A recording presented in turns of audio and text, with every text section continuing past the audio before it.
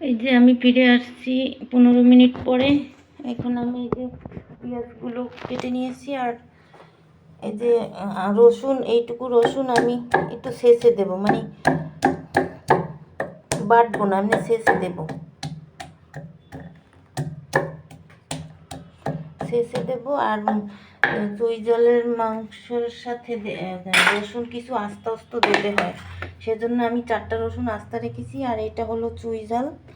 এই যে চুই ঝালটা এভাবে থাকে, এটা আমি উপর থেকে এই কালো আবরণটা শেষে চাকু দিয়ে শেষে ফেলে দেব। তারপরে ভিতরের অংশ এভাবে, এই যে এভাবে ভিতরের অংশ আমি এটা এভাবে পরিষ্কার করে কেটে নেব, ধুয়ে, তারপরে ধুয়ে নেব। আর এই যে আমি রসুন ছেঁচে নিয়েছি, আর এই যে চুই ঝালটাকে আমি এভাবে করে কেটেছি লম্বা লম্বি, আর এই যে ধুয়ে পরিষ্কার করে নিয়েছি। এখন চুলায় একটা কড়াই দিয়েছি, এবার আমি একটু সয়াবিন তেল দিয়ে দেব।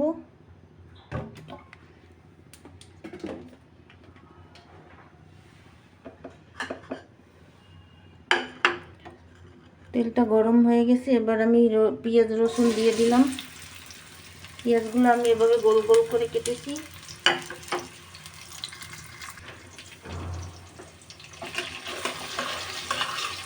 এবার আমি একটু হালকা করে ভেজে নেব।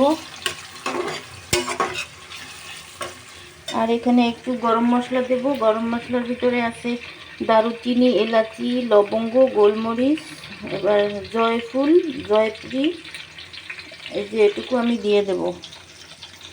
চুই ঝালের গরুর মাংস রান্নায় সব ধরনের মশলা দিতে হয়, একটু বেশি বেশি। মাংসের যত প্রকার মশলা আছে সব কিছু দিয়ে রান্না করতে হয়। সরষের তেল, সয়াবিন তেল, 2 প্রকারের তেল দিতে হয়। আমি আর একটা মিক্স মশলা বেটে রেখেছি, ওটাও দিয়ে দেব। এবার আমি আরও হালকা করে ভেজে নেব।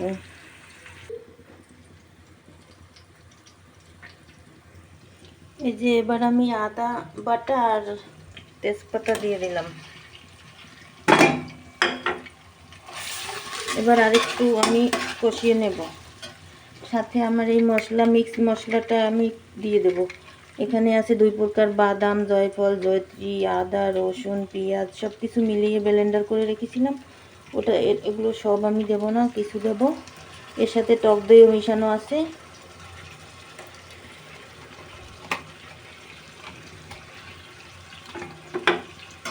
গরম মশলা আছে, মানে সব প্রকারের মশলা মিলিয়ে আমি ব্লেন্ডার করে রেখেছি এরকম কিছু কিছু রান্নার জন্য। এবার আমি মশলাটাকে আরেকটু কষিয়ে নেব।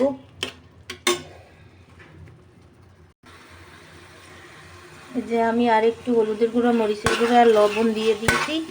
এবার একদম সুন্দর করে মশলাটা কষাইতে হইবে ভালোভাবে। মশলাটা আমি এখন কষিয়ে নেব।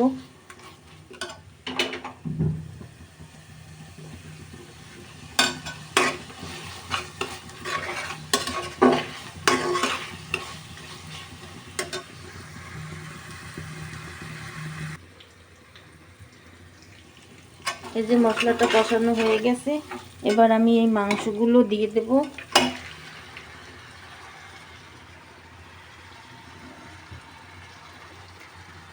সাথে আমি 2টা কাঁচামরিচ দিয়ে দিলাম। এবার ভালোভাবে আবার মাংসটা আমি কষিয়ে নেব, একদম সুন্দরভাবে কষাই নিতে হবে। চুই ঝালের গরুর মাংসে মশলাপাতি বেশি দিয়ে ঝাল ঝাল সুন্দর করে কষাইয়া রান্না করতে হয়। সব ধরনের মশলা দিতে হবে, একটু বেশি বেশি।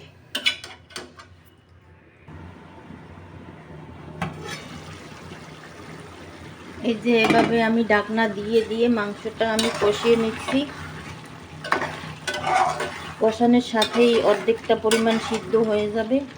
এই যে মাংস থেকে অনেক পানি বেরোইছে, এ দিয়েই অনেকটা সিদ্ধ হয়ে যাবে। তারপরে আমি গরম পানি দিয়ে দেবো অল্প করে।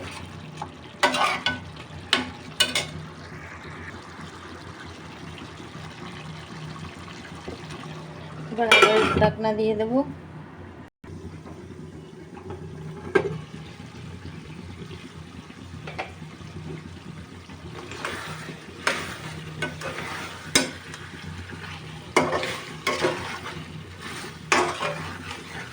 মাংসটা ভালোভাবে কষানো হয়ে গেছে। এবার আমি এই যে গরম পানি দিয়ে দেব। এই যে মাংস মেখেছিলাম সেই পাতিলে আমি গরম পানি করেছি, সেটাই দিয়ে দিলাম। এবার আবার নাড়াচাড়া করে ঢাকনা দিয়ে সিদ্ধ হওয়া পর্যন্ত রান্না করব।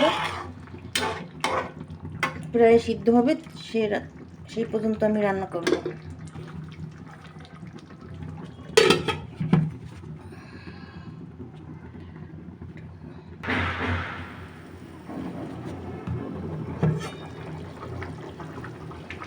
এই যে মাংসটা অর্ধেকের বেশি সিদ্ধ হয়ে গেছে। এবার আমি এইগুলো সব কিছু দিয়ে দেব। প্রথমে এইটা আমি চুইঝাল এবং রসুন দিয়ে দিলাম। তারপরে এই যে নতুন আলু আমি আস্তে আস্তে করে রেখেছি, একটু ছোট, বেশি ছোট না, যে এটা দিয়ে দিলাম।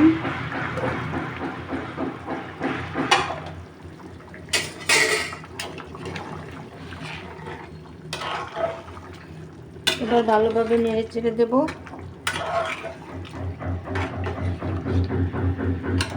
এবার আমি এই যে টমেটো দিয়ে দেব।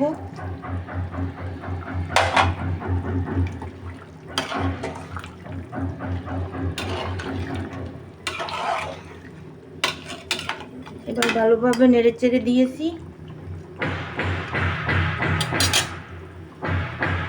এবার ঢাকনা দিয়ে রান্না করব।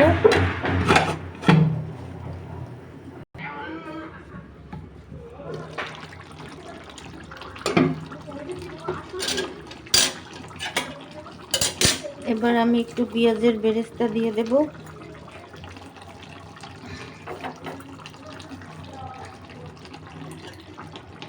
এবার ভালোভাবে আরেকবার নেড়ে চেড়ে দেব।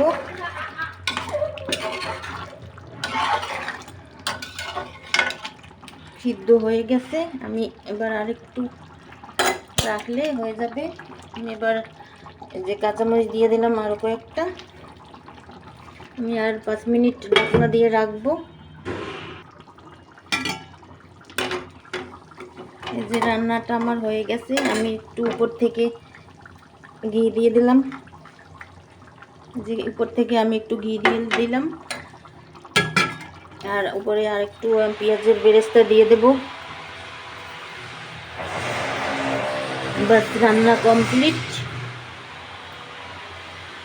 এই যে চুইঝাল দিয়ে গরুর মাংস রান্না।